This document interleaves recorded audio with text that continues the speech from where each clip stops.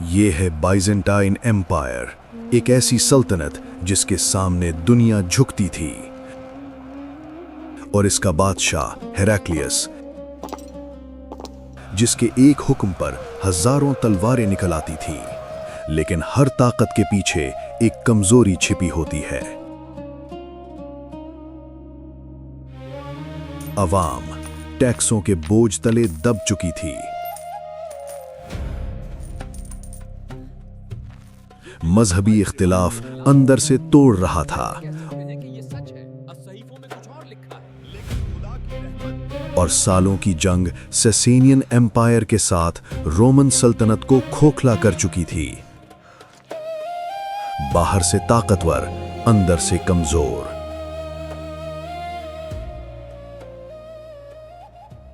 اور اسی وقت صحرا میں کچھ بدل رہا تھا۔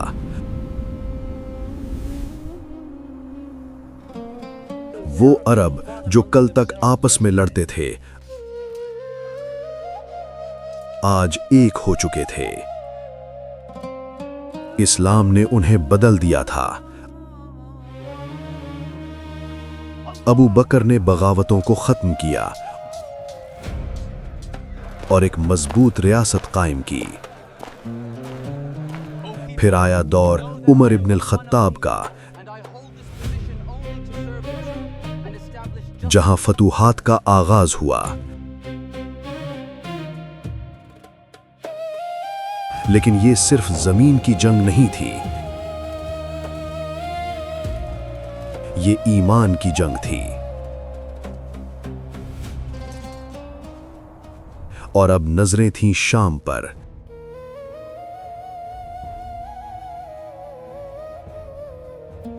یہ تجارت کا دل تھا،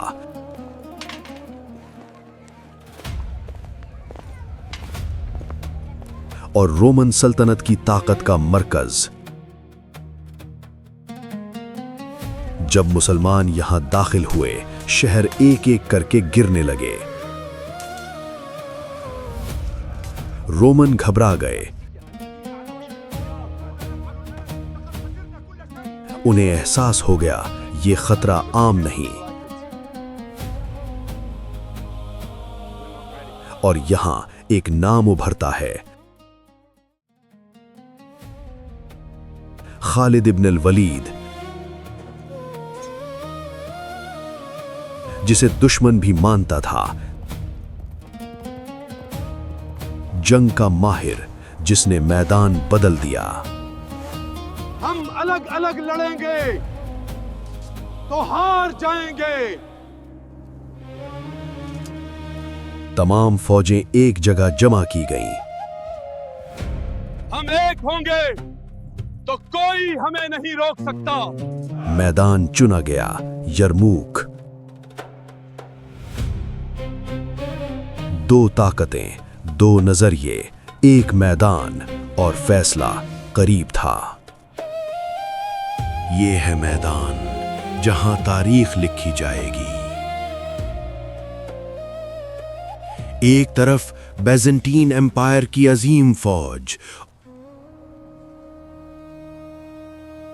اور دوسری طرف ایمان سے بھری ایک چھوٹی فوج۔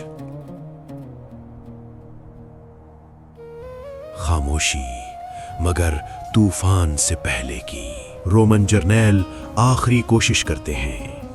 اسلام چھوڑ دو، ہم تمہیں مال دیں گے۔ جواب آیا، ہم مال کے لیے نہیں لڑتے، ہم حق کے لیے لڑتے ہیں۔ پھر کہا گیا، پھر واپس چلے جاؤ۔ مسلمان نمائندہ، ہم واپس نہیں جائیں گے۔ اب ایک ہی راستہ بچا تھا، جنگ۔ پہلا دن رومن فوج نے حملہ کر دیا۔ زمین کانپ اٹھی۔ مسلمان دفاع کر رہے تھے۔ کچھ جگہوں پر وہ پیچھے ہٹے۔ سپاہیوں، پیچھے ہٹو، ہم دب رہے ہیں۔ لیکن پیچھے عورت کدھر جا رہے ہو؟ جنت سامنے ہے۔ یہ الفاظ آگ بن گئے۔ وہ پلٹے اور پھر لڑے۔ پہلا دن ختم ہوا۔ دونوں طرف نقصان۔ دوسرا دن مزید سخت۔ رومن دباؤ بڑھاتے گئے۔ مسلمان تھکنے لگے۔ ہم کب تک لڑیں گے؟ ہم کمزور ہو رہے ہیں۔ صبر کرو، فتح قریب ہے۔ انہوں نے حکمت عملی بدلی۔ تیاری آخری وار کی۔ رات گزر رہی ہے۔ کل فیصلہ ہوگا۔ یہ جنگ ابھی ختم نہیں ہوئی۔ اصل طوفان ابھی باقی ہے۔ 5 دن تک رومن فوج مسلسل حملہ کرتی رہی اور مسلمان ہر بار اپنے ایمان اور حکمت سے ان کے حملے کو روکتے رہے۔ لیکن اب وقت آ گیا تھا۔ خالد ابن ولید نے جنگ کی چال بدل دی۔ صبح کا پہلا سورج طلوع ہونے والا تھا اور یہ دن فیصلہ کن تھا۔ رومن فوج یہ بھول چکی تھی کہ وہ بھی شکست کھا سکتے ہیں۔ وہ سمجھ رہے تھے کہ صبح ہوتے ہی اسلام کا نام مٹ جائے گا، لیکن اللہ کی مدد اور خالد ابن ولید سیف اللہ کے ساتھ لاکھوں دعائیں تھیں، اور پھر میدان جنگ ہی پلٹ کے رکھ دیا گیا۔ خوف، حوصلہ اور ایمان کی طاقت نے تاریخ کا رخ بدل دیا۔ 6واں دن قریب ہے اور فیصلہ کرنے کی رات آئی۔ خالد ابن ولید اپنے سپاہیوں کے ساتھ مشورہ کر رہے تھے۔ 2 دستے پہاڑی راستے سے آئیں گے، 2 پل کے پاس۔ ہر ایک کو صحیح پوزیشن میں رکھو۔ ہر سپاہی جانتا تھا یہ منصوبہ ہر لمحے زندگی یا موت کا فیصلہ کرے گا۔ چپ چاپ سب سمجھ رہے تھے۔ کل کا جنگ کا نقشہ ان کے دماغ میں نقش ہو گیا۔ صبح ہوئی۔